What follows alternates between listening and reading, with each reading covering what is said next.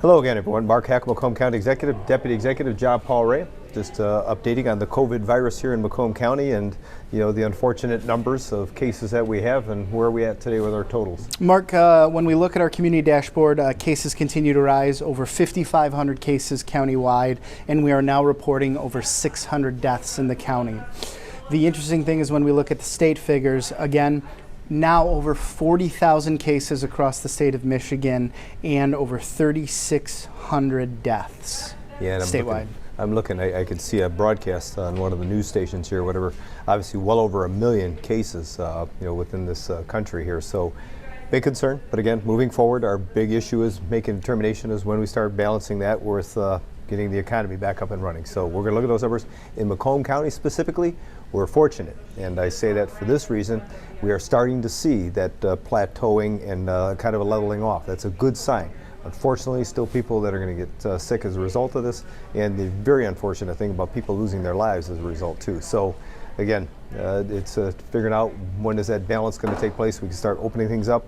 But again, cautionary. People need to realize, there is a considerable concern out there about the COVID virus. Mark, it's a containment and care perspective now when we look at this going forward. Again, it's going to be the steady plateau of the numbers, but the other thing is on the back end, the number of recoveries has increased to about over 1,800 individuals countywide that have been official recoveries. So again, as we have said out there a few times now, 30 days past when symptoms arose for those individuals. So it shows the fact that folks are recovering from this. We're getting more contact tracing information from the health department, looping that back through our epidemiology team and understanding how it's impacting our community more and more each day. Yeah, and we know that's a standard adopted by the state. We do believe, though, it's a far greater number of people that have recovered as a result, of what we're seeing here. So our hospitals want to remind everyone. I just talked to Barbara Rossman from Henry Ford and earlier today Tom Brissy from McLaren, and both of them want to remind people that their hospitals, their ER areas are safe environments for people to come to. So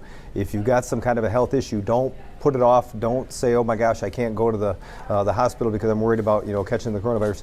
They're very sanitized locations. They're comfortable with it. They want you to come there for care. So again, our hospitals are open, they're available, and they are safe environments for you to go to if you have some type of a health concern. And they're even now starting to do some of the elective surgeries back in these hospitals. So the CEOs at our hospitals here in Macomb County want you to know that, and I got to believe that to be the same for Ascension as well over in the city of Warren.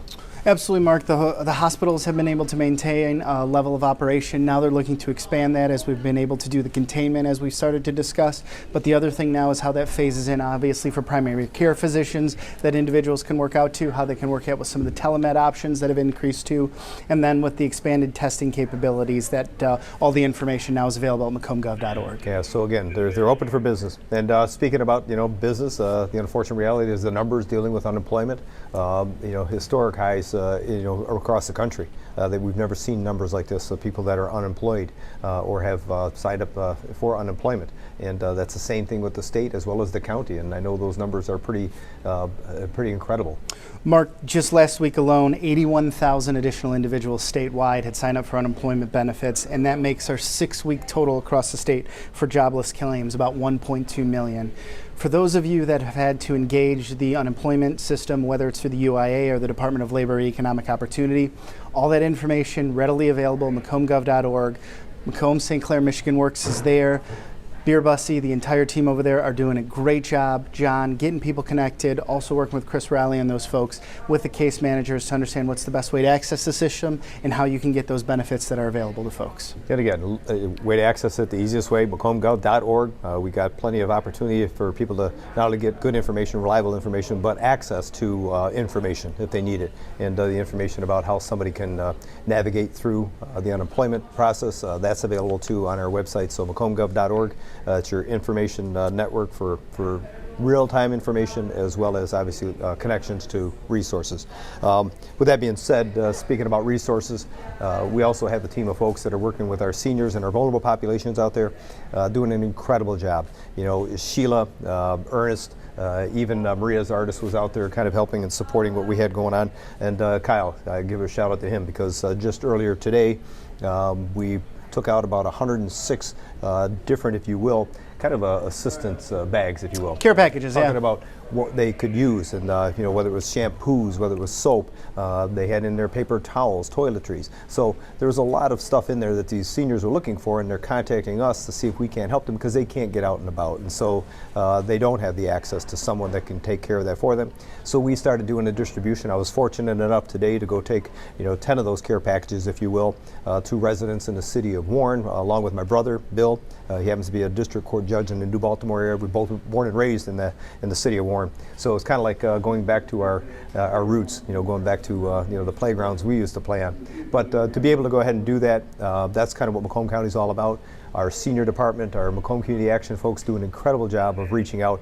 But again, we want to make sure if you happen to have someone that is a neighbor, a loved one that is looking for some support or looking for some care package, you can connect with us here at macombgov.org, and we'll try to get them the assistance that they need to help them get through this particular time that they're going through. Mark, it's about developing creative means in which to gauge the community in these troubling times. The whole notion of those senior care packages came out of that continual interaction that we've had with our seniors many years now. Got us to realize that there was a need out in the community, but we needed to develop a creative way to get it to them.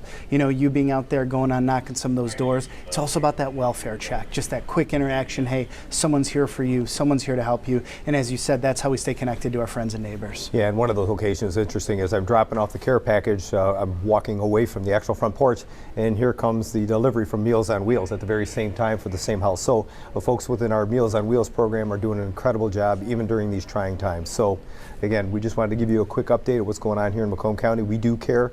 We are trying to figure out how do we stay connected with our community, do what we need to do. You can stay connected. Just log on to macombgov.org for your information. And once again, we want to hope that you and your family stay safe during these troubling times.